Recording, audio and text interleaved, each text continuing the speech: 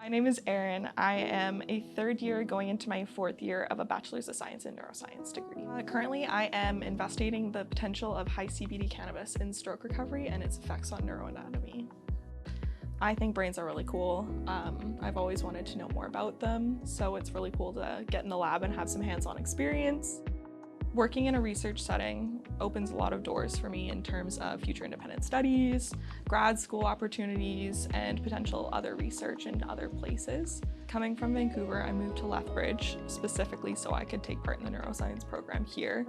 The CCBN is really prestigious and well known, so I wanted to get involved in some cutting-edge research here.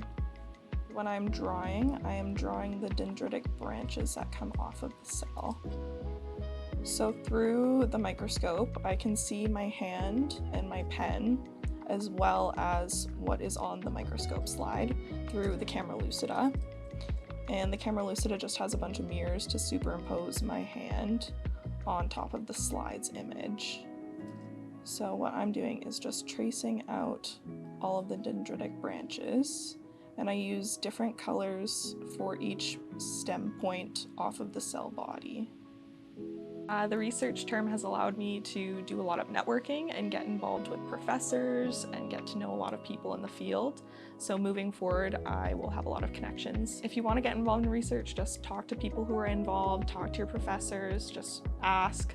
When I first got involved, I started out in a volunteer position in the Gibb Lab, and then I moved into an independent study, and then I applied for a research grant, and that's where I am now.